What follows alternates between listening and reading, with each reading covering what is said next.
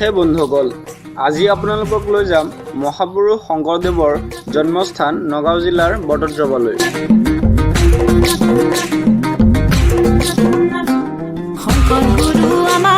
এয়া আমি পাই গ'লো বটদ্ৰৱা থানলৈ যোৱা মূল ৰাস্তাটো। উল্লেখযোগ্য যে বটদ্ৰৱা নগাঁও চহৰৰ পৰা প্ৰায় 16 কিলোমিটাৰ পশ্চিমত অৱস্থিত।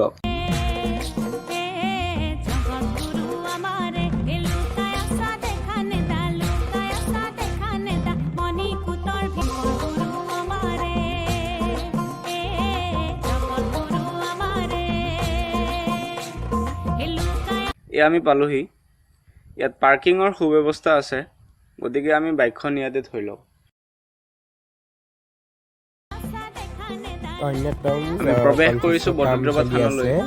ইয়াত দূৰ দূৰণিৰ পৰা আহিলে ইয়াতে মানুহ ৰখা হ'ব, সেইকাৰণে কনষ্ট্ৰাকশ্যন কাম চলি আছে। ইয়াত বহুত ধুনীয়া নাম লৈ আছে। আমি নাম পালোগৈ গৈ নাম লৈ থকা অৱস্থাতে আমি এয়া শুনিবলৈ পাইছোঁ। ইয়াতে আমি নাম লৈ থাকোঁতেও প্ৰসাদ বিল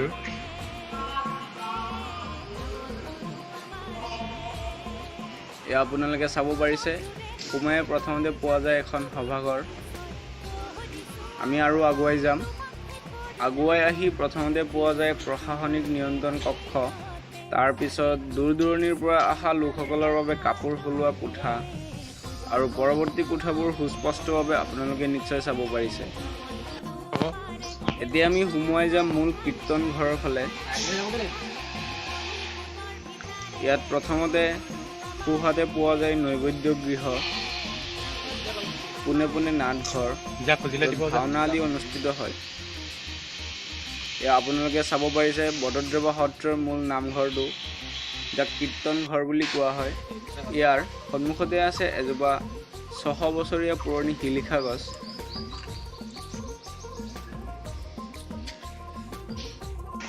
এতিয়া আমি যাত্ৰা কৰিছোঁ আকাশী গংগাৰ ফালে। বাওঁফালে প্ৰত্যক্ষ কৰিব পাৰিছে এখন দেৱাল, য'ত সুন্দৰ সুন্দৰ দৃশ্য আৰু বাণী খোদিত কৰা আছে।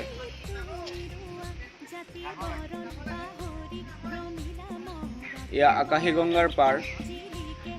পাৰত আছে আই খেৰসুতিৰ নামত এখন সাংস্কৃতিক মঞ্চ। আগুৱাই গ'লে বাওঁহাতে পোৱা যায় অতিথিশালা, অৰ্থাৎ দূৰ দূৰণিৰ পৰা অহা যাত্ৰীসকলৰ বাবে ৰাতি থকাৰো সুব্যৱস্থা ইয়াত আছে। লগতে আছে সংগ্ৰহালয় অৰ্থাৎ মিউজিয়াম।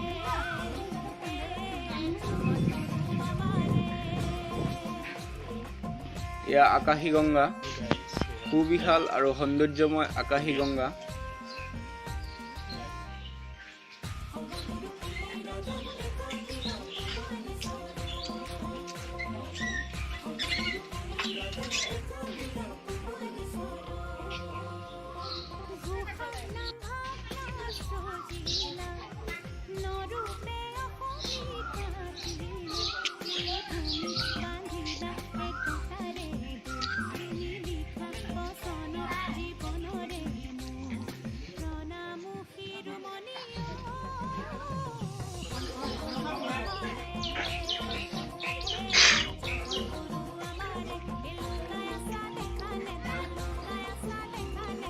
এতিয়া আমি যাত্ৰা কৰিছোঁ দৌল মন্দিৰৰ পিনে।